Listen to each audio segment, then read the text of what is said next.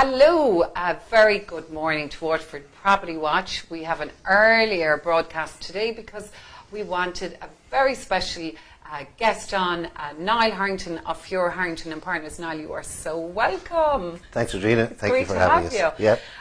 Niall, Fiore Harrington are in business for 40 years, is that right? Yeah, I wasn't there to start.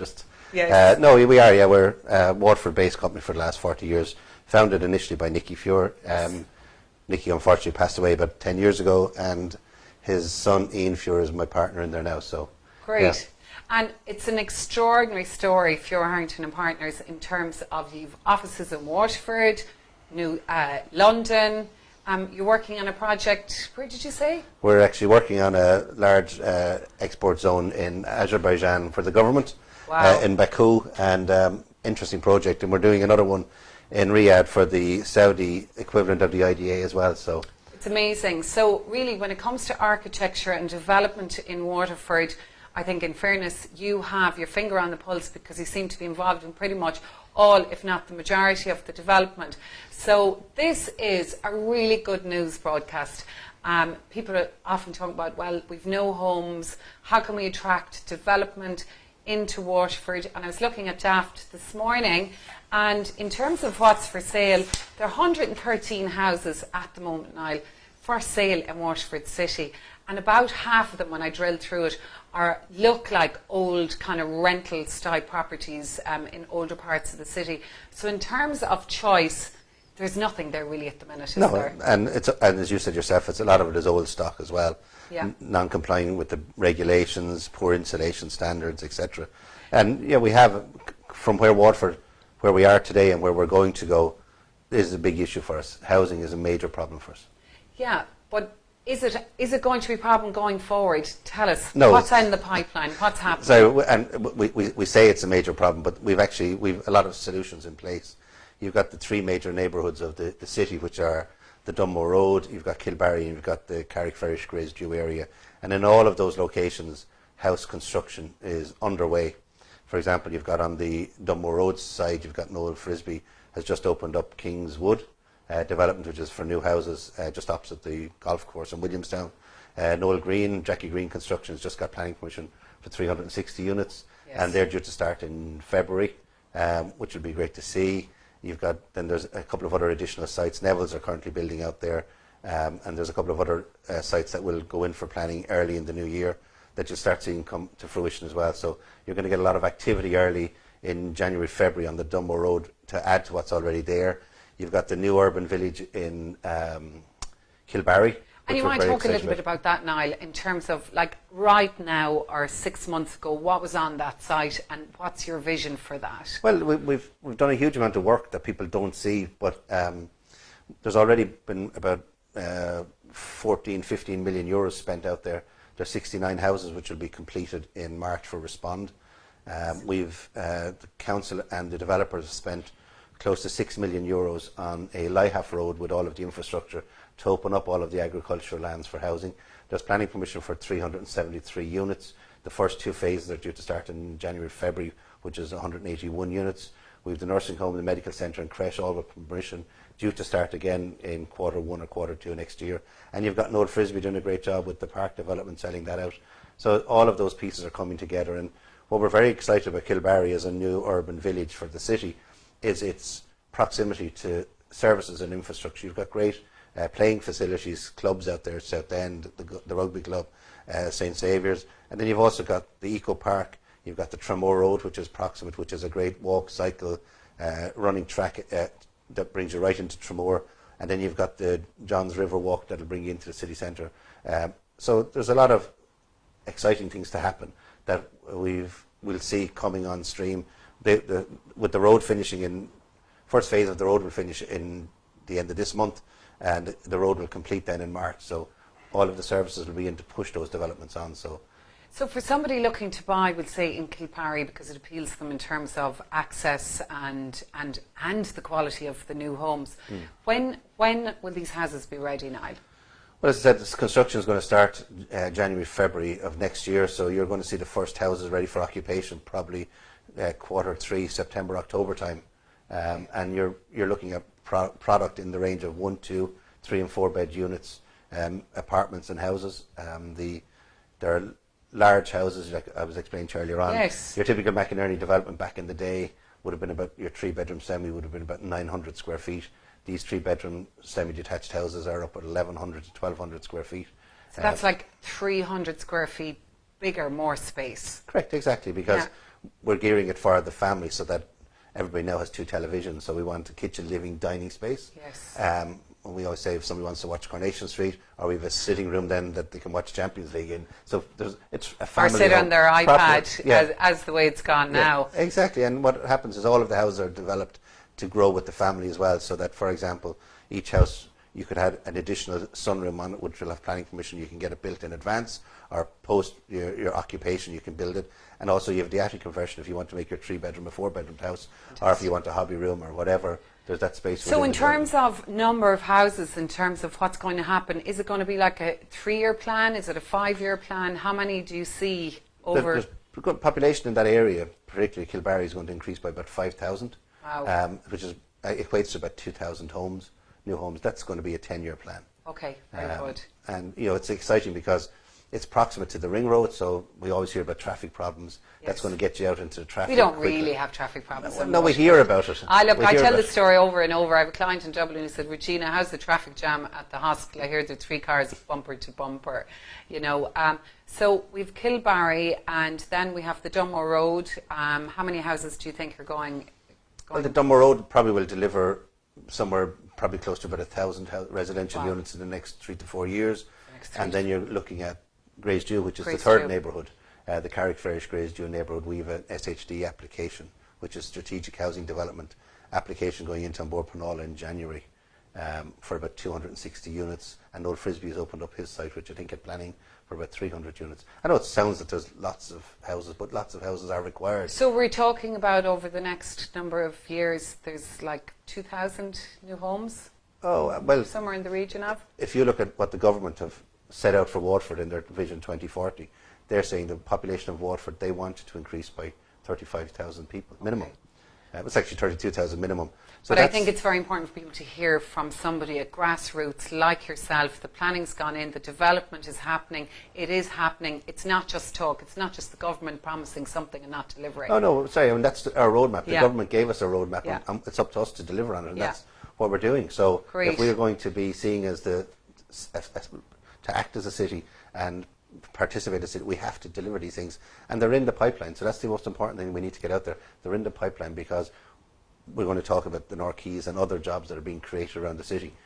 We need people to live. We need to attract people in. We talk about Waterford as the lifestyle capital of Ireland, yes, and people want to live here, so we have to provide product and houses for them. Absolutely. I arrived on the bus in 1995 over that bridge and never looked back. Came from Limerick. Niall, so we have all these houses in the pipeline, so the future is very bright for Waterford, would you agree? Absolutely. And I mean, we're delighted to announce that despite the negativity... I was going to ask you about that, the big one, the North Quays. The North Quays planning application is being lodged on Monday.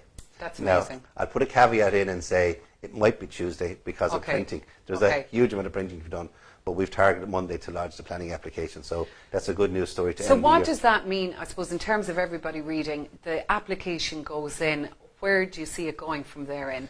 Well, the application, because of the SDZ Strategic Development Zone status of the North Quays, it effectively has a planning permission. We're looking for, it's a compliance submission, where we're saying that our proposal complies with the status that's there. So it's an 8-week process to turn around, and within 8 weeks we will have planning permission, ready to go development on that site, where we can now kick on. And I'm delighted to say that we as the technical architects take over the project, and it's our job responsibility to build it out. So we will be driving into the tender construction stage, creating jobs on site. Michael Walsh and the City Council will be driving on with the infrastructural projects in the new year. So you're looking at probably seeing something in the region of 50 or 60 million euros minimum been spent on the North Quays over the next 4 to 5 years. And it's going to be a total game changer, and it's a pretty spectacular site, isn't it? All facing the sun, south facing. South facing, I keep saying it's a kilometre of water frontage, 17 acres in a city centre, in the oldest city in Ireland. So, I mean, everybody falls in love with it. We're so busy looking at it. We've seen it for so long. We don't appreciate what we have, but it's all there. Yeah, it's stunning. So, and in terms then of, so we will have the homes, we have the North Quays. For anybody who might be watching from Dublin or Cork, in terms of are people looking at moving up, what kind of price ranges do you envisage these homes, and will there be something in it for everybody? Absolutely. Well, we have to build for everybody because there's different levels of affordability.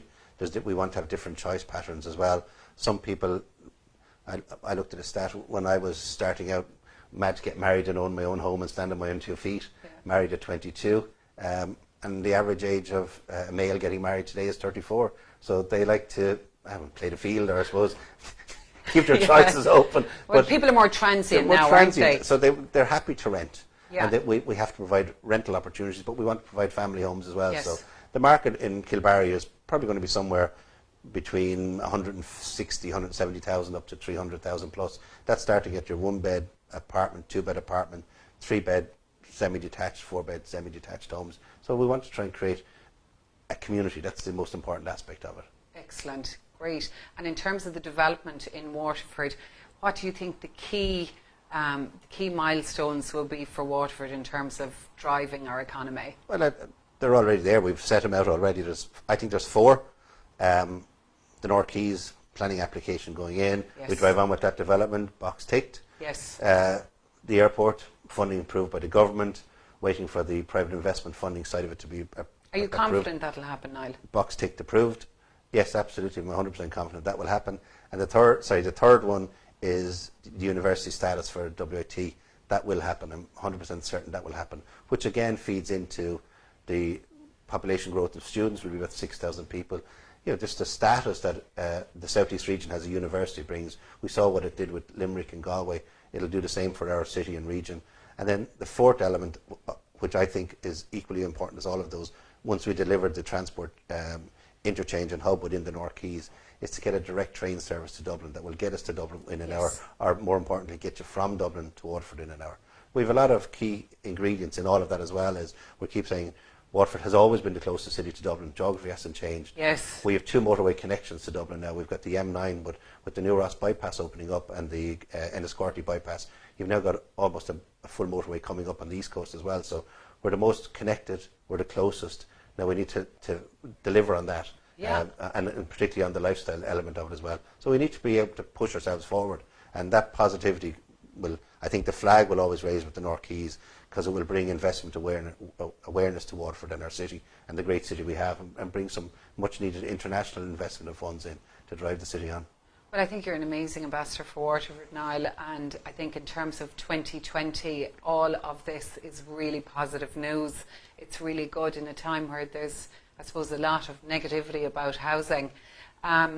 So in terms of, have we a couple of questions? Great. I'm looking over to Stephen here, Basically, Jim Griffin says hello, Niall and Regina. Hey, Jim. Hi, Jim. Thanks for watching.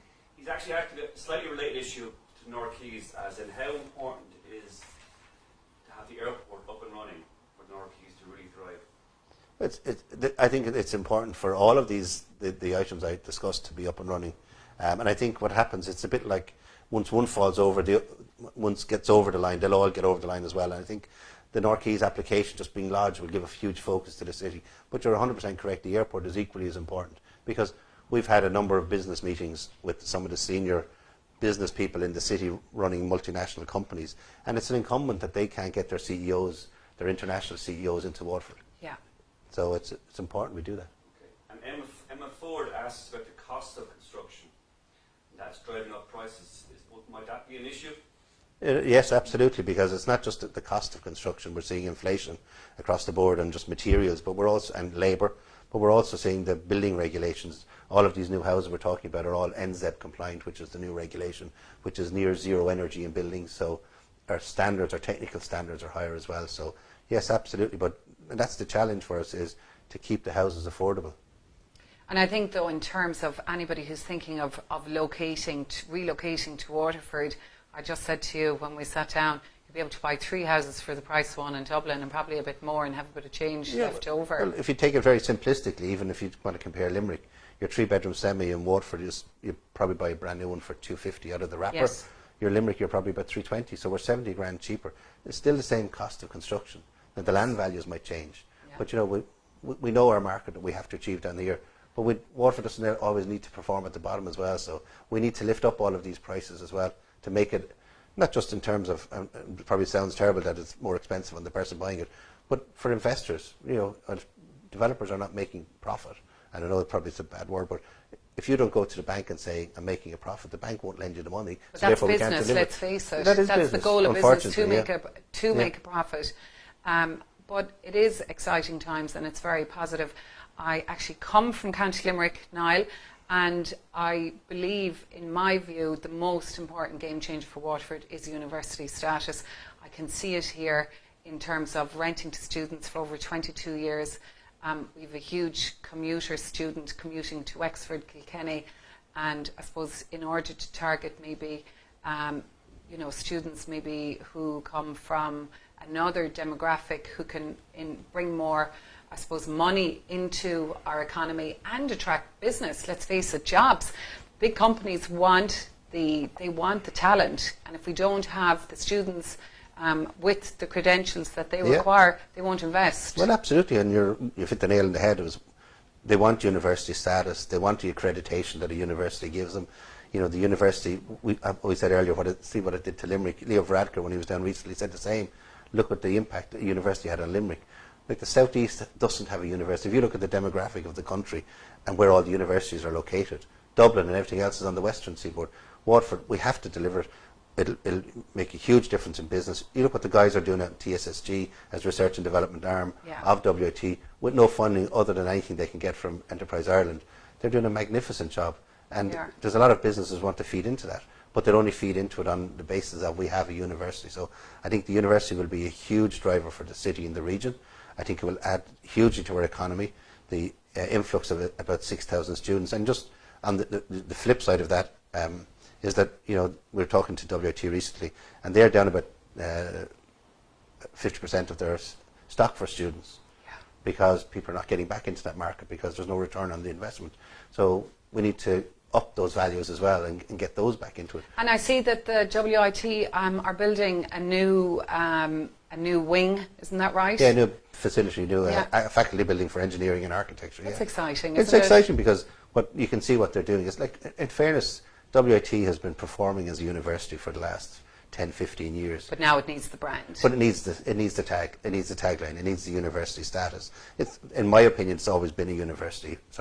Maybe for the last 10 years. I went to it when it was WRTC. But I remember when my brother was going to college, I did a secretarial course. Unfortunately, I didn't get the results to go to university, but when my mother was working this out, where my brother was to go, he studied engineering, it had to be university. Yeah. It had to be. There was just nothing else was an option. And I think sometimes in life, perception outstrips reality. Well, look, you went to the University of Life. And I'm still here. I'm still here. And that's what, and why I went to college, my parents, we were the first in our family to go to college, and it was because it was down the road. Yeah.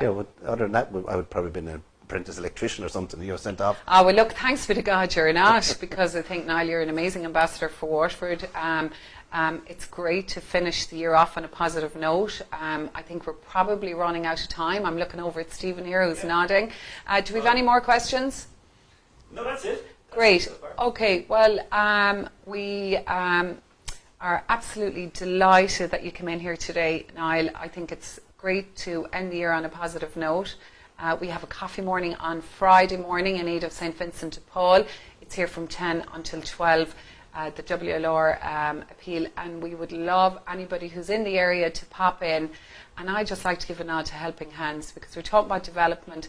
It's an extraordinary charity. I don't know if you've ever popped up. They're up in St. Patrick's Gateway, feeding the homeless every night, and there's ladies and gentlemen in our community cooking dinners at home and serving them up at night. So we're very privileged that we have a home. And we think of those at Christmas. As a blue boy, very strong Waterford connections born here. That's one thing we do in Waterford. We do it very well. We're very charitable, and we look after our own. So Yes. Long may it continue. Long Look, may it continue. just to wish everybody a happy Christmas. Yes. And here's to a very prosperous, peaceful and healthy New Year. Exactly. And as I like to say, up the data. Up the data. Thank you very much, Niall. All right, Pleasure thank to you, have you on Regina. board.